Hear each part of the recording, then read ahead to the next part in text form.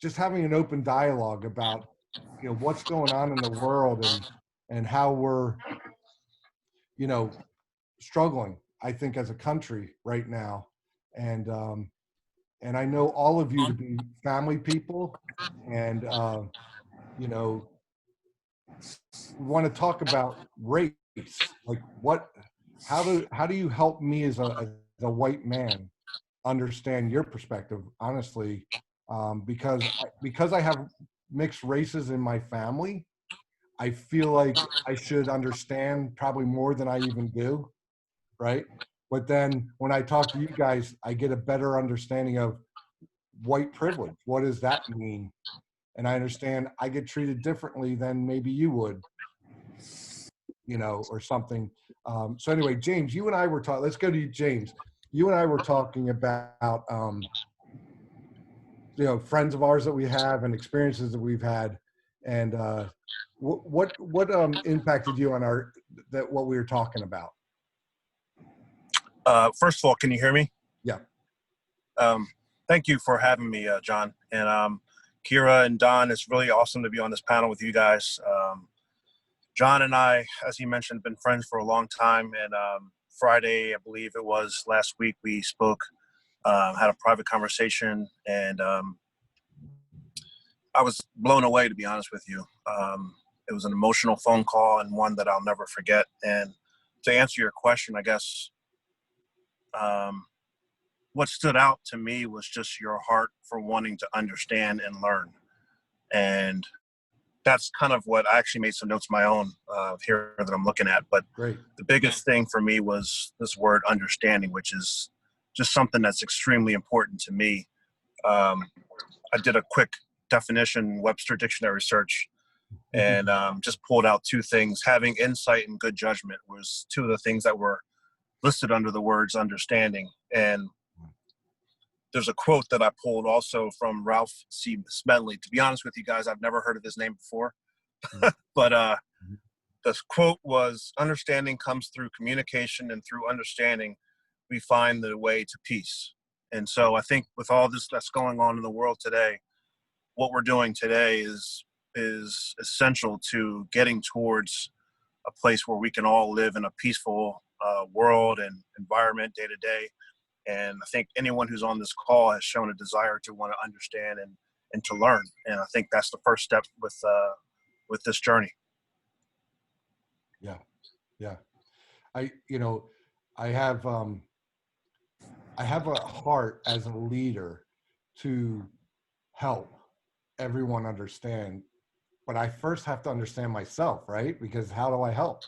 I can't help my friends, no matter what color you are, understand what, the feelings that some of us are feeling, the deep rooted, things that are going on that I've literally cried about for the last 2 weeks or whatever prior that's been going on. Because I see the video or the photo of George Floyd, and I see my friend James, or I see my son-in-law Dom could have been there. Like, it could have been any one of us, right? Any one of you.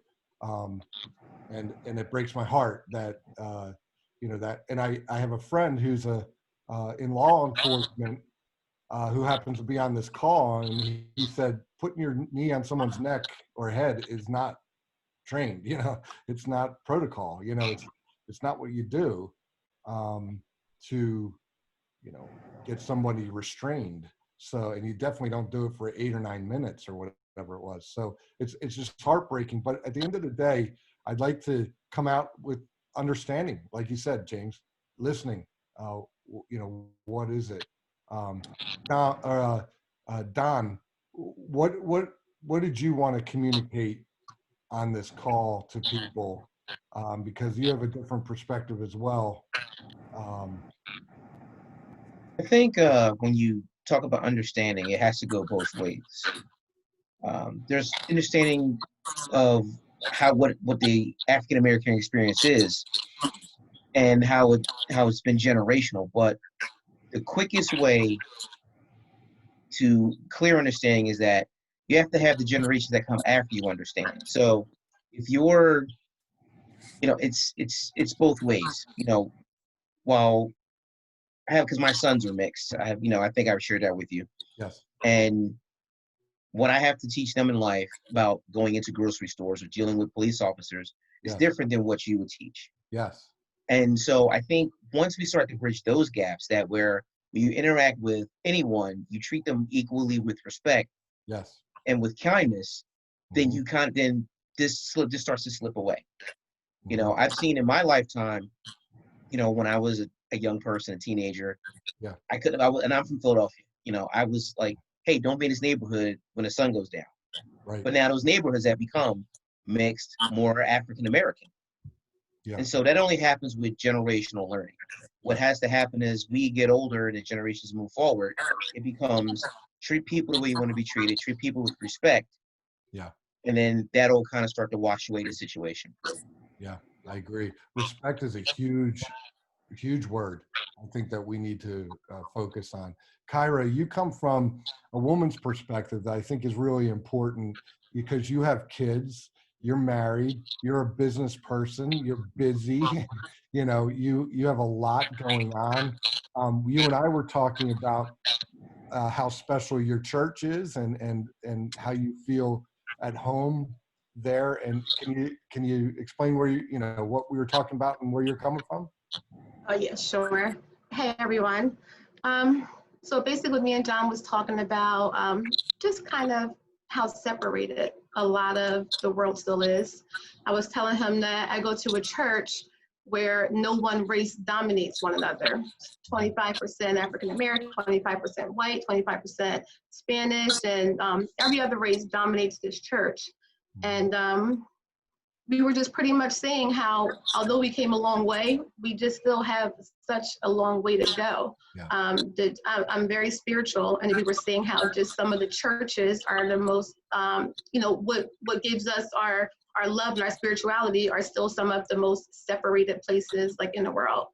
You Yeah. move to a new area, if you're Black, it's probably going to go to a Black church because that's where you're comfortable at. Yeah. If you're white, you're probably going to go to a predominantly white church. And we just kind of have to bridge that gap and just start dissociating with what's not maybe that normal or that comfortable for us, Yeah. because that's what's going to help. Yeah. That's what's going to help to change. That's awesome. I agree. And James, you and I were talking. You're in a mixed marriage, right? You have a daughter, Ella, that's probably the most gorgeous little girl I've ever seen, and she's a mixed girl.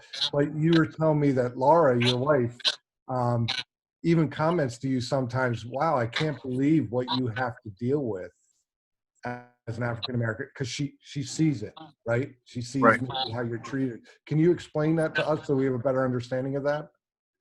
Well, she grew up in a very rural part of Pennsylvania, and I'm not going to say there wasn't any Black people where she grew up, but there certainly were not a lot. And Yeah.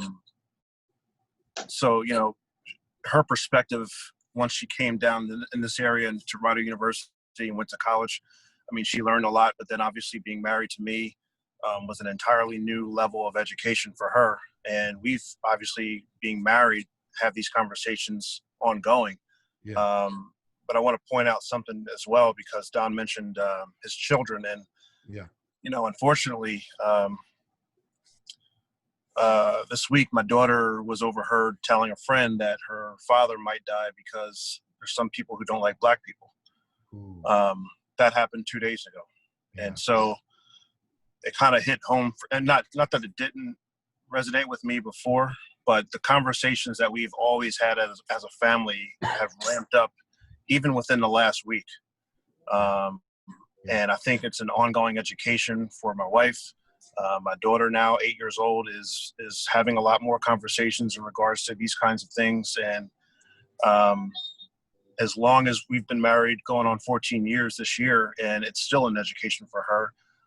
But I think it's always starts with, the heart of wanting to understand, wanting to learn, and being intentional about that. And so that's something that I really appreciated about you when we first spoke about having this kind of conversation. Yeah. Yeah. It's hard to to think about your kids having to deal with something that they really just, it feels like to us as parents, they shouldn't have to deal with, right? And my daughter Nikki came home from Clemson for spring break, and they shut everything down, and she never went back, right? And so you don't always hear your kids' stories, especially when they go to college, because frankly, they probably don't want you to know everything. and secondly, you just don't talk about everything because you're going on with life and things. But it was interesting when this all happened. Nikki told us the story. Her roommate, Selena, is African American, and she absolutely loves and adores Selena, and so do we. We've gotten to know her and everything, and she's amazing. Her dad came from Africa, straight up. His town was part of a civil war over there when he was growing up as a teenager, and literally every member of his family was killed in war in Africa. And a missionary, basically helped him get to America to help save his life. And he now is an amazing business owner in Philadelphia. He owns a Chick-fil-A restaurant. He and his wife own and run it. And so anyway, Nikki, we've gotten to know them a little bit, and they're just amazing people and with a great story. But Nikki told us a story at Clemson, her first semester. She and Selena were walking in the town of Clemson. There's a lot of shops and restaurants and things. And someone just yelled out at Selena the N-word. And Nikki and Selena were like taken aback, like, who are you talking to? Like, we didn't do anything. We're just walking on the street. And it was the first time that Nikki really experienced racism from someone, that she was with or anything. And so she wanted to stop and berate that person, but she's 18 years old at the time and doesn't feel, I don't know, it didn't feel safe, really, honestly. And so she kept walking with Selena and tried to console her, because Selena started to cry, like, why did that person yell that at me? And while Nikki was telling our family this story, I'm sorry, hold on one sec. She was sobbing because she was so hurt. She didn't know that people had this still in their heart like that. That like, where did the hatred come from? And it was really, really hard for her.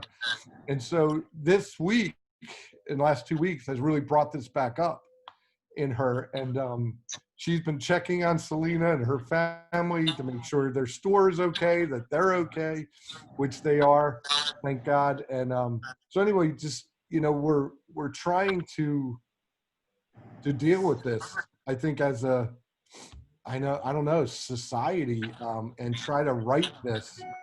And one of the things that impacted me that I'd like you guys to comment on, Kathleen, can you go to the slide? Yeah, thank you. I saw this on social media, and it broke my heart that this little girl's holding this sign during a protest, and she was doing it peacefully.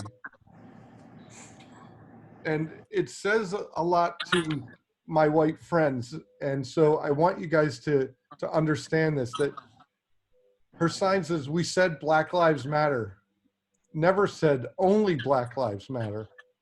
We know all lives matter.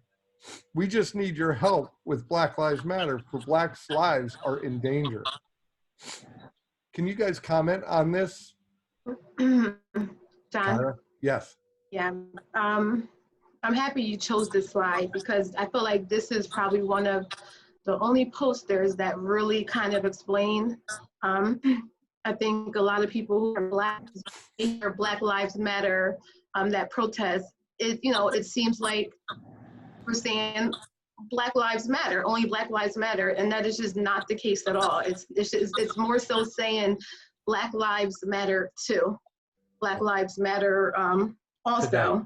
Today. Yeah. Right.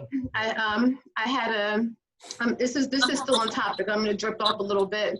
Sure. But one of my mom's friend posted on Facebook one day. She was like, police lives matter too. All police aren't racist. If you don't agree with this, then you can delete me. And this is someone who's our family friend, a white woman. Sure. And I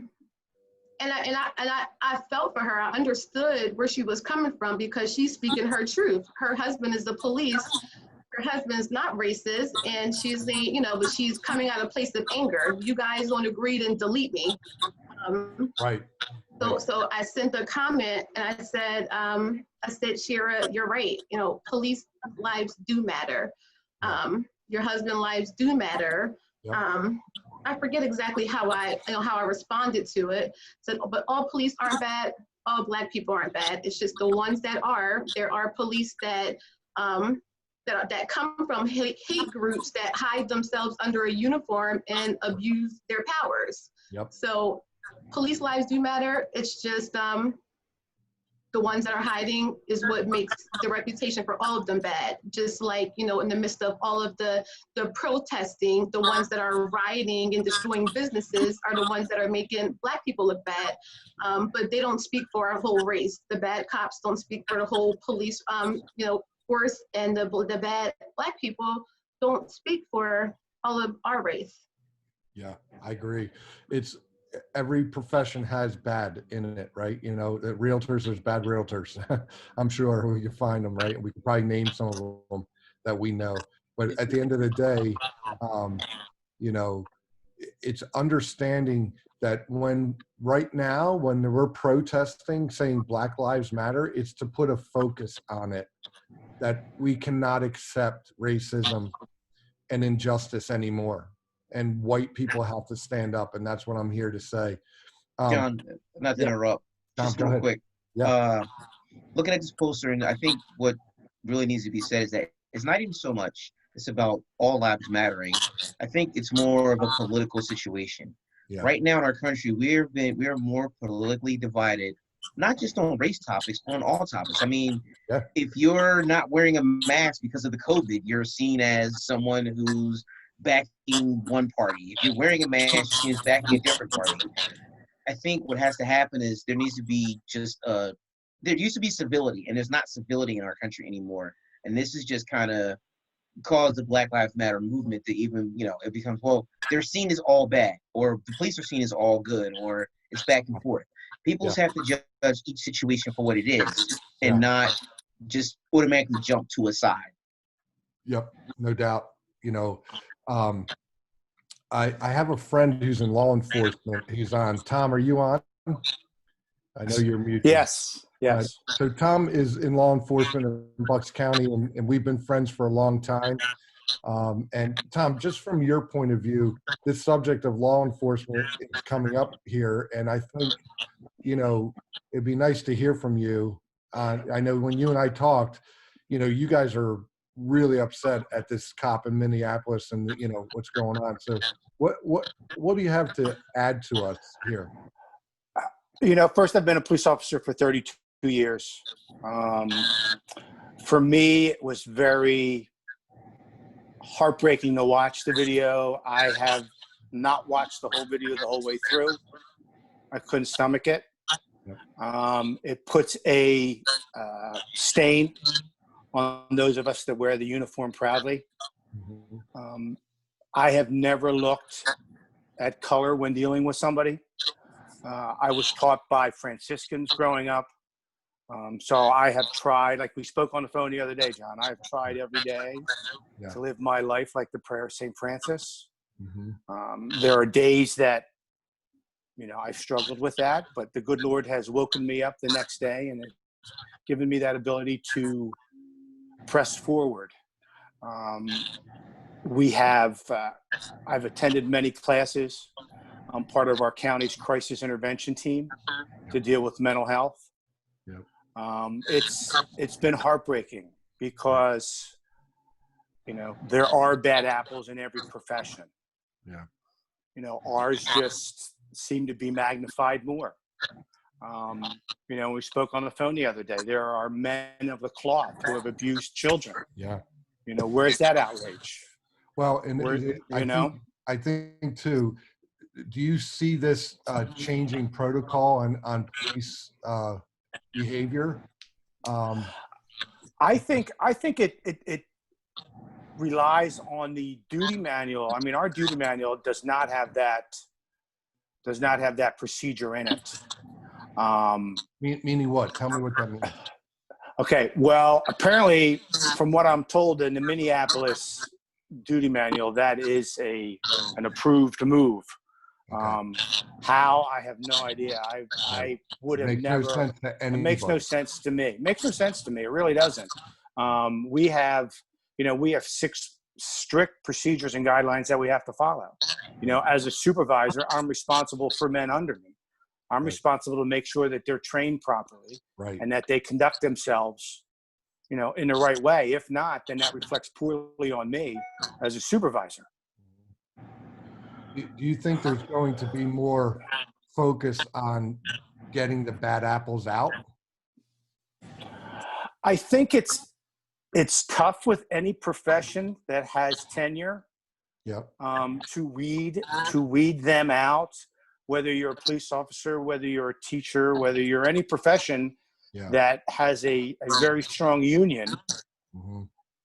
I think we have to do a better job in the hiring process, in the interview, in the background, in the psychological testing. And I would also say in the training to make sure that this is not acceptable behavior. We go to training. We have training every year. We have Pennsylvania mandates that we have mandatory training every year. Mhm. And there's sections that we go to where it pertains to case law, pertains to excessive force, pertains to race relations. Yeah. And the problem is, it's like years ago when I was taught to do things a certain way by older officers. Yeah. Now, looking back, those weren't the right procedures. And if I could explain, just give you one scenario. Mm-hmm. Years ago with mental health issues, the way I was taught, the way I was trained by our older officers was to make it another department's issue. So we would take the individual and drop them off in a neighboring township. Yeah. I went to training. I went to Pendel Mental Health, had a training, and I listened to a client speak and how she was mishandled by the police. Mm-hmm. And thinking back on that, on my career, that could have very easily been me years ago. Sure. So I wanted to train myself. I wanted to become better aware of mental health issues. So I'm part of our county's crisis intervention team that deals with people in crisis. And that training has enabled me to sit in a closet with a 10-year-old child who's in crisis and talk to them and get them to come out of the closet. And it's now I have more tools in my tool belt when I go to a mental health call, and I'm able to guide people in the right direction and able to deal with them, one-on-one. But it's just one part of the training that, I am so thankful and glad. And the instructors, when I went to this class, when we finished, I went to the instructors and I go, where was this training 20 years ago? Yeah. Well, and I think a lot of us are thinking there's got to be some reform across the country on how to handle these situations. James, I didn't get your perspective on this slide. Can you see it? I don't know if you can see. Yes, I can. Okay, I wasn't sure if in your car you could see the screen. What's your perspective on this sign, this little girl? I think the slide, I'm glad that you included it. I think the slide, and along with, the story of my daughter, I think it just humanizes what these issues are. Yeah. You asked me about my wife, and it wasn't that she wasn't aware of certain things, but it hits differently when her daughter is talking about my wife's husband, meaning me. And when you look at the slide, I think anyone with a heart can see, there's a young girl who is asking for help. Yeah. And I think that that's the beginning of fixing the problem in my mind. I understand protocols and trainings, and I'm just not as formal in that regard. Like I Sure. place more emphasis on the heart, Yeah, and absolutely. because there's a lot of people who are not police officers who are also hurting Black people as well. Absolutely. And Yep. I want to point out two things that I listed well, you mentioned Clemson, and I don't know if you followed this recently, but to be honest with you, I was really, for lack of a better term, pissed off to see the football coach with a Football Matters T-shirt as recently as last weekend. And then there was a conversation about a player being called the N-word by a coach, and it turns out apparently the coach was repeating what the player was saying, or something along those lines. But my point in saying all that is that, to me, there's just a disconnect with the seriousness of these issues. And I only brought up the story of my daughter, and the slide kind of can speak to that, hopefully, to let people understand that if you weren't taking this seriously, maybe through a child's voice, you can.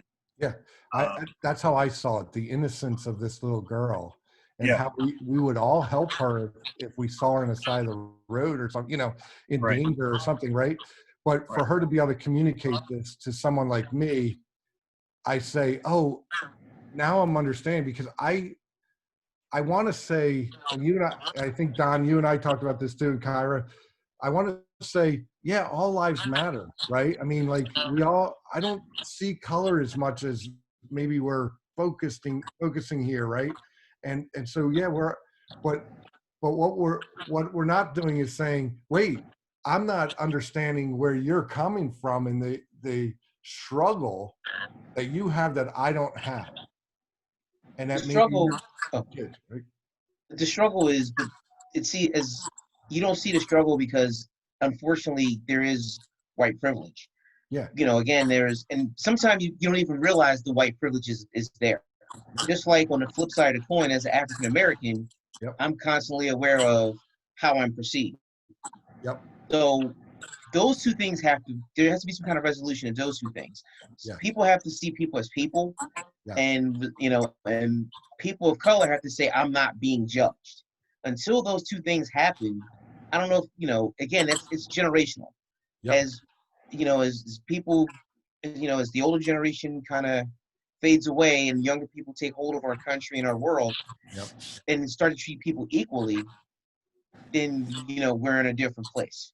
But my wife and I, we go out, she's been, there are times, she's like, well, I never realized that, when we're in the store, how if we're walking together or if we're not together, that you're perceived differently. Yeah. I'm like, absolutely. Or like just the other day, we were leaving a big store chain, and she was walking in front of me, and she walked out and she had a few bags. And as I went out, it was, oh, can I see your receipt? Yeah. She's like, why do you ask to see my receipt?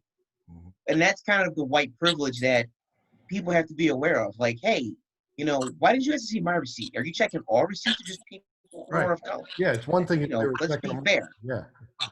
Can I jump in real quick, John? I want to ask a question. Sure. Is that all right? Yeah, John. So, hello, everybody. I have a very unique perspective on this, and I don't disagree with anything that's being said. I've got a very rich family in law enforcement, so I understand the gentleman who just spoke. It floors me, though, that there's not a universal code of conduct, and that in Minnesota, that is an acceptable form of restraint.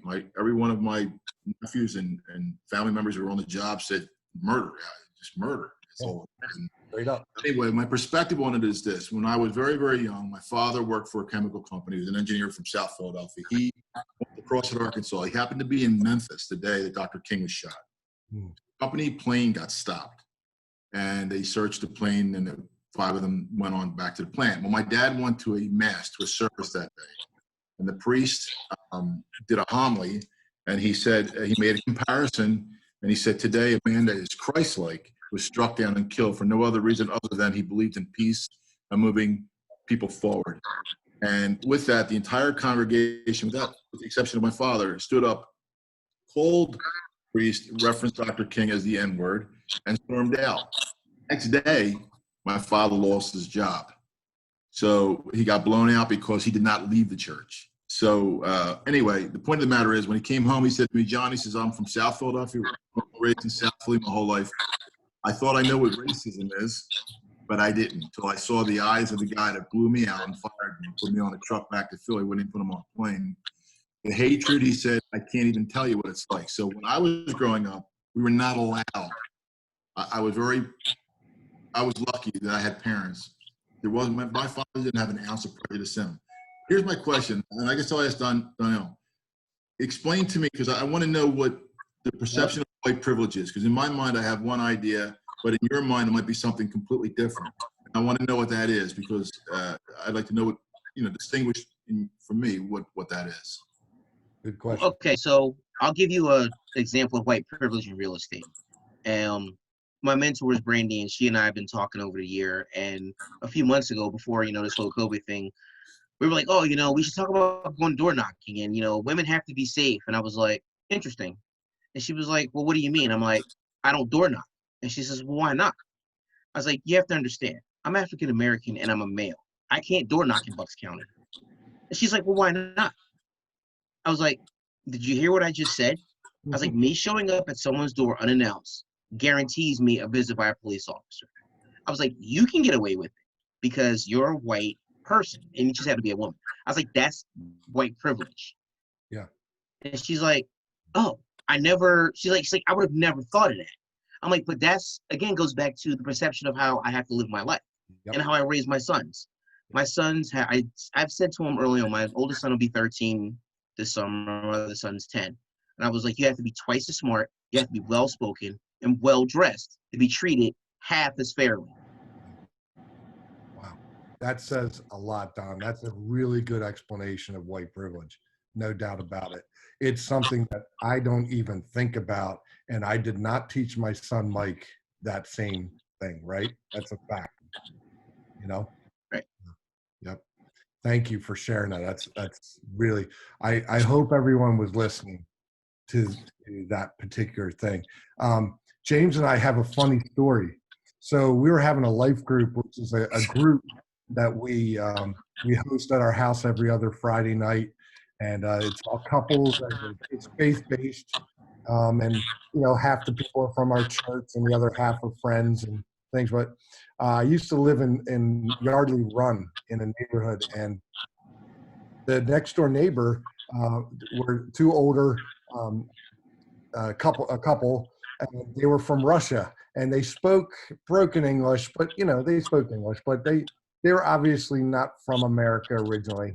And anyway, James was coming to life group one night, separate from Laura. Laura was already there, and it was dark, and so he walked into the neighbor's house, straight to the back where they were sitting, and he said, is this not the McClintocks?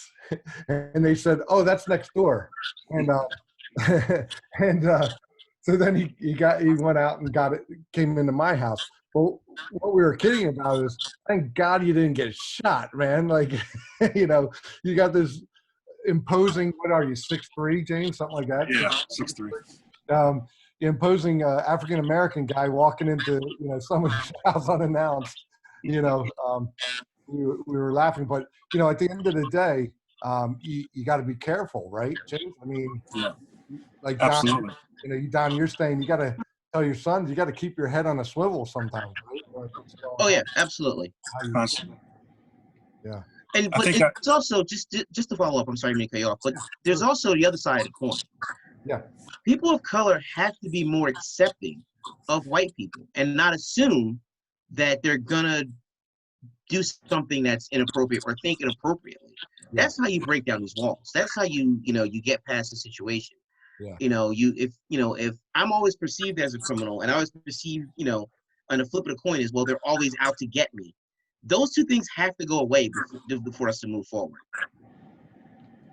I agree 1,000%. John, I know you and I talked about this. Growing up, had a really amazing background, being born in Trenton, Jersey. Went to church in North Philadelphia, went to high school at one of the wealthiest high schools in the country. So I saw a lot of different worlds all in one day, on any given day. And to Don's point, at no point me personally speaking, and I think it's based upon my upbringing, I never looked at anyone as better than me. I never was intimidated whatsoever, not to this day. Um, and I didn't assume that somebody had a problem with me until they showed me that they had a problem with me. So I do agree that once those walls are broken down, that's where we can start moving forward. I want to add in about white privilege because, Yeah. and I'm assuming that a lot of people have a lot of different perspectives on it. And I agree with everything that Don said about white privilege. In my opinion, I consider white privilege the luxury of being able to tune out other people's path, their journey, a lack of empathy, just being able to, when things get uncomfortable, to just shut it down and tune it out. Yeah. I don't have that luxury. Every day I have to think about how I walk out of the store, what bag I have, do I have my receipt? I got a stick of gum, I still need a bag. I don't have those luxuries. And I think sometimes the white privilege can be blatant and other times it can be subtle. I've experienced both. But just the idea of once something is uncomfortable, once something is brought to your attention, and maybe it is uncomfortable, it's like, oh, you must be sensitive, or you must be wrong. You're wrong, you're sensitive, or you're overthinking it. And I always say that sometimes people can underthink something. And maybe if they put more thought to something, they can start understanding. And maybe it can come through the eyes of a little girl in that sign, or my daughter, or someone else. Maybe that's how they get through to someone who is just completely, I guess, committed to not understanding is how I put it. Yeah, it's such a good point, James. This is something you and I were talking about that we really wanted to communicate. So I'm so glad you brought this up, because at the end of the day, it's easy for me to sweep things under the rug, right? I mean, just move on with life and, kind of don't get involved. But if you and I talk and I understand that your pack of gum is literally a concern for you walking out of 7-Eleven or Wawa, right? That I never would have even thought about, right? Like, no one would mistreat me and ask me where I got that or did I pay for that or whatever, right? Mm-hmm. But at the end of the day, me understanding and talking to you helps me have a learning. I can't sweep that under the rug, right? If we talk and I care about what you and Don and Kyra are going through, that helps me understand. And that's what's on the screen now, that we need to listen to each other. We need to learn from each other. And I think white people have to take responsibility to learn and not sweep it under the rug and not, our pastor last Sunday is an African-American, and he played a video, and I wish I could play it now. I don't have time, but the guy who was speaking said, white privilege is a good example is you have two arms, but you don't think about the fact that you have two arms. Mm-hmm. But if I had one arm, you would see me as different, right? But so at the end of the day, I don't see the struggle that my African-American friends have to deal with, right? And then what our kids have, your kids have to deal with. And now it's going to be my grandson's going to have to deal with, growing up. And so how do we as white people stand up, confront racism, and not allow it? Really, at the end of the day, I think that's what needs to come out of this. And, I don't know if I'm making a good point or not. I'm trying to share my heart. No, absolutely. I think, and this is just something that I'm passionate about, and just another example that I experienced recently at a park with my daughter. She's riding her bike, and there's a group of young ladies, all white ladies, who are doing like a yoga class in a corner. And all of a sudden, the playlist comes out, and in my mind, I'm saying, "Oh, here we go." It's they're playing they're playing hip hop. I know the N word's coming out, and it's just this lack of awareness of, here's a black guy 20 feet away from you, and in your mind, and I'm not speaking for them, but it's like, are you thinking of it like you're not saying it, but I'm exposed to the word coming from your speakers. So it's just, and fortunately for me, and this is just my own personal way, I know who I am and what I am. So that's just me.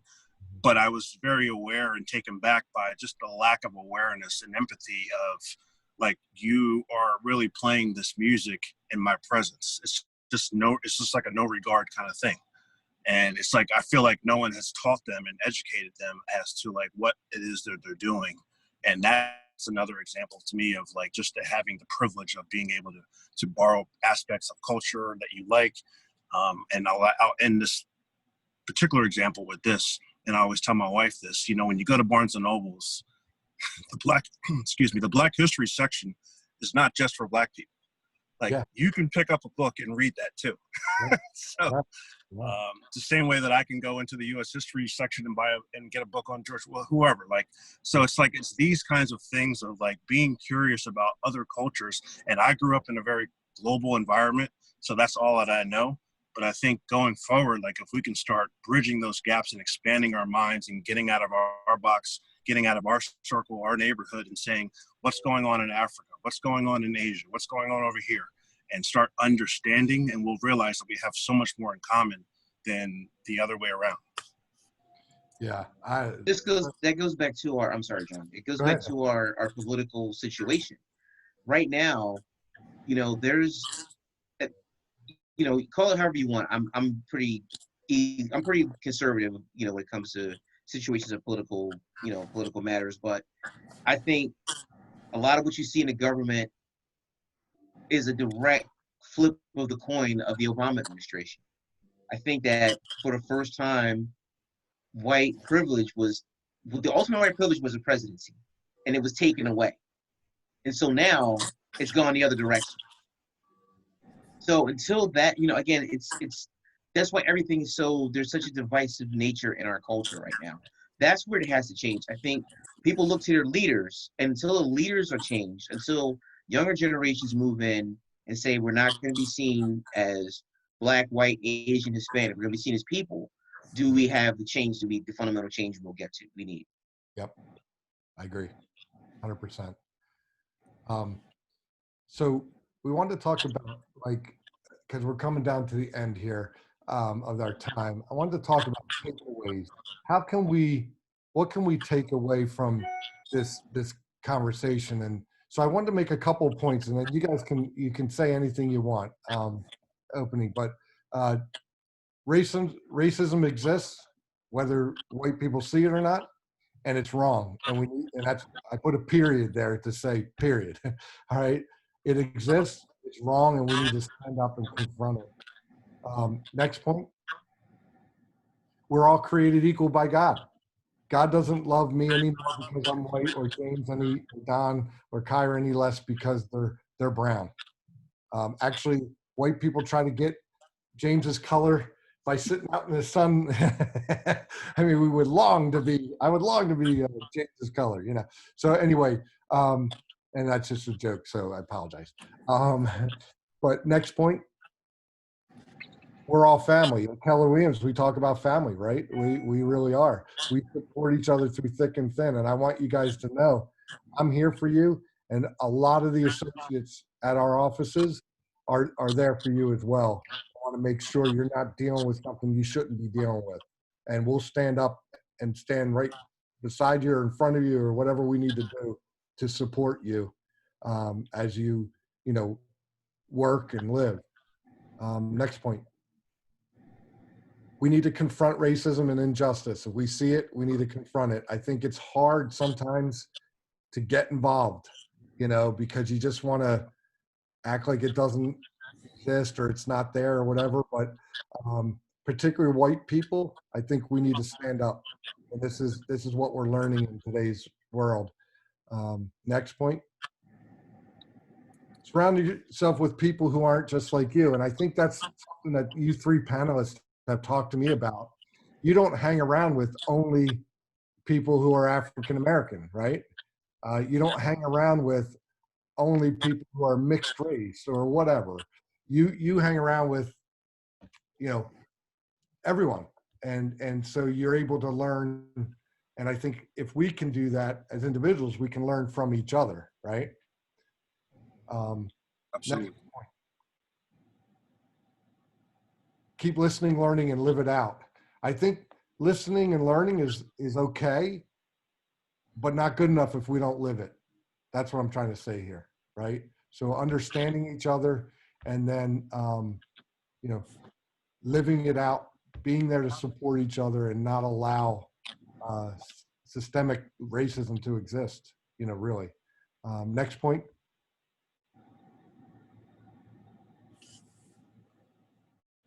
Is there another slide? I forget if there's another. No, I think that's all. That's it? Okay, great. All right. So anyway, any last thoughts, any questions from anyone that's on the call for me or the other of our special guests here? Hey, John. Yeah. This is John Donahue. Hey, John. Okay. My background is various. Obviously, I'm an old guy. But while I was in the military, from about 1960, coming back, can you hear me, John? Yep. Okay. Coming back from Texas on a flight we caught, I was in the Air Force, stopped at North Carolina. That's where the bus station was that would bring me back to Philadelphia. I was with another Air Force guy that was from Boston. And we went in, and this is the first time. Now, I was raised because I did a lot of sports, and I had black friends, white friends, all right? I had never experienced what this gentleman or this fellow experienced when we went in. The water fountains were white only, big sign, okay? Bathrooms, white only. I had not seen that. And, you know, from Lower Kensington, I didn't see that there was prejudice out there. Now, I wanted to hit one other thing. I could talk all day. I'm Irish. So one other thing I wanted to mention is the media is part of our problem. That sign that little girl had up there, I've heard it before, Black Lives Matter, okay, and I hear it. That was like an explosion to me when I read everything that was on that sign. If the media would grab something like that, it would help everybody. But the media likes to create news instead of reporting news. And I think we have to get beyond that also. Thanks a lot. John. Yeah, Deb. Yeah. First of all, you know, thanks to you guys as panelists, and thanks, John, for bringing this up. It's you know, it's important. I'm glad that we're talking about it, and I'm glad I'm hearing you guys.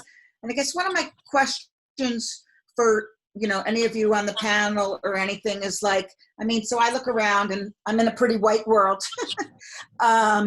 You know, what can we as people, or even in the office, what can we do to do a better job? Great question. Thank you, Debbie. That's awesome. I can talk for that, John. Yeah. I think in the office, we can probably just show up in the areas that aren't, like, you know, our office is predominantly white. However, we're in Bucks County. There's so many areas that are Black or majority, or a lot of majority Black. Sure. And I'm sorry if I'm not politically correct. I'm just, like John said, talking from the heart. I don't mean to offend anyone. But I think we should just kind of show up in those areas. There's Bristol, there's Levittown. When we do like Red Day and stuff, we focus on our area. But to be honest, our area is privileged. Upper Bucks is a privileged area. We need to probably show up more in Lower Bucks, and not just for selling houses, but just seeing where they need us at, and making it like a continuous presence. Yeah, one of the best times we had for Red Day in my career was when you took us down to, was Croydon maybe, or In Bristol, yeah. Bristol, yep. And we helped the recreation facility get cleaned up and painted, and we just had a really still are so appreciative of it. Like till this day, I still just get like feedback and responses, and people are just so grateful. I would love to go back there. Yeah. Mm-hmm. That was great. Yeah. James or Don, what do you, Debbie asked, what could the office do to help or do differently or whatever? Any thoughts on that? Like just your friends, coworkers? I think we can do a lot more of what we're doing right now. Having these kind of conversations, obviously not always on this platform in a large Zoom call, but maybe one-on-one, seeking people out. I know myself, and I'm sure the other panelists on here today, I'm open to if someone has a question they want to ask me for some reason versus someone else. Like, I think the dialogue just has to continue to keep going and broaden. And I love what Kara said about going to these other areas, because Upper Bucks is very privileged. Yeah. And understanding what those areas need. I'm from Trenton, New Jersey. My heart's from Trenton, New Jersey. Yep. And a lot of the needs there is education. They don't understand a lot of things when it comes to business, finances, real estate. And so it's like no other offices are doing those things, because they're just looking at it as a dollar sign or a client or whatever. Yeah. And that's where I started back with. If it starts from the heart, it goes beyond those things. And actually, you'll get business because of that, in my opinion. Yeah, that's a great point. And I can tell all of you that are on this call that James and Kyra and Don are approachable people, and they would love to talk to you and get to know you better, and you to get that know them better. So, feel free.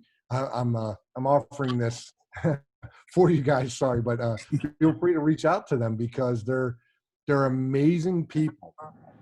And the more I get to know Don, the more I'm learning. And I've heard so many good stories about him and his family and things like that.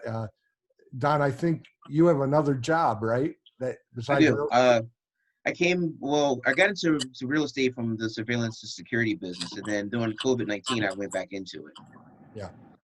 Yeah. So that's a amazing experience. I'm sure you get from doing that stuff, right? I mean, Oh yeah, absolutely. It's definitely very interesting. Yeah. Keeps me busy. So yeah. Okay, we only have a couple minutes. So any other questions? I think you guys have been amazing, just phenomenal. Thank you. I know a couple people put in the chat here how they're relating to you guys and the stories you're telling. Let me see. If I could just jump in, I'm trying to learn myself, like more about society's influence on me and everyone, and things like implicit bias and stuff like that. And I just want to learn more and figure out how I can, improve my outlook. I was wondering if it might be helpful, like if the panelists, if you guys, like if I could talk with you guys after and like maybe get a few resources, and maybe we can share them with people, like maybe books or podcasts, or if there's something that you guys know of that you think it would be helpful for people to learn more. What do you guys think? That's awesome, Kathleen. Yeah, we want to I learn. love that idea. yeah, that's a good idea. Yeah, I think we all are awakened, right? We're awakened to what's going on, and it's a good thing. And let's keep learning. Let's keep figuring it out together. And you guys know that I'm here for you. If you need anything, 2 o'clock in the morning. John, can I say one thing too, just on the way out? Yeah. Just don't let I speak for myself. The rioting stuff that's happening, just don't let that mix the message of what's really going on. Like, I don't support these businesses being burnt down. I don't support a lot of stuff that's being shown in the media. We support the big message of just racial equality and justice, and the things that we need to stand for. So just don't let the media totally influence you to separate us. Like, that's not the point. Don't let the media, I guess, disturb the point that's trying to be made. Yep. Yeah, that's a great point. James and John, what are you final thoughts? I guess what I would say is on both sides, in every culture, and I call people brother all the time, so that's my thing. And I think that mentality is kind of what we need. I'll just use a quick example with the Drew Brees thing in the news. I used to work for the NFL, so it's near and dear to me. But what I loved is there was a community of people who were embracing him, even if they didn't like what he said initially, and said he has made efforts to try to understand. And even through pain and through hurt, and even sometimes through anger, I feel like we still have to embrace one another, because that's really the only way we're going to help other people who don't understand. So I think my last thing I would say is for all of us to just really be intentional about being understanding and understanding what we don't understand, and and just trying to figure out, like Kathleen said, trying to find resources or people that you can go to get a better understanding. So Yeah, that's great. That's And great. also keep it simple. There's a song out there, "We Are the World." It begins with me. And if we all see it that way, I believe what happened, we're all sorry for what happened. We don't like what's happening because of that. But I think it's going to be a leap where we bring the races together and understand one another. That's what it is, understanding. And I think it just begins with every one of us. That's right.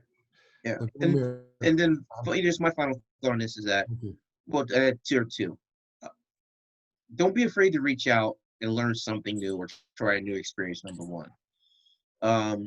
Part of, understanding is saying, well, what don't I know? The education is key. And second, teach your younger people coming up in your family or your friends or whoever they are, that people are equal and to approach them from love and with respect. That's how it changes. My generation is different from my godson's generation, different from my son's generation. Yeah. I'm different from my mom. My mom grew up, in a segregated society. Yeah. And so she was able to help me move forward and not see people as people. And so I pass it along to my children, and they'll pass along their children. And that's how we get rid of the situation. Yeah. We get rid of it by moving generations forward. And like I said earlier, once, the people who have biases are kind of going wherever they're going to, people have, there'll be a more broad respect for one another. Yes. Perfect ending, Don. Thank you so much. I love it. I want you three to know that I love you and I care about you. And I'm so proud that you came on this call to talk to us. I hope that everyone listened and heard what the message was here. Listen, learn, and live it out. All right. Let's teach each other and the youth, like Don said, let's teach them how to treat each other. It's about respect, and we have to understand what's going on. So with that, I'll say goodbye. I appreciate every one of you. I don't want to keep you on much longer. And I want you to know that James and I could probably go on another hour. But at the same time, we'll free you up to go back to work. And Tommy, thanks for getting on the call. As an outsider to Keller Williams, we really appreciate that. And Kathleen, thanks for keeping us in order here with the slides and things. And just thank you all. If you have anything you want to bring up, bring it to me, and I'll make arrangements for you guys to talk with Don and James and Kyra. So thank you, guys. Thank you. thanks, everyone. Thank you guys so much. Thank you, John. Thank you.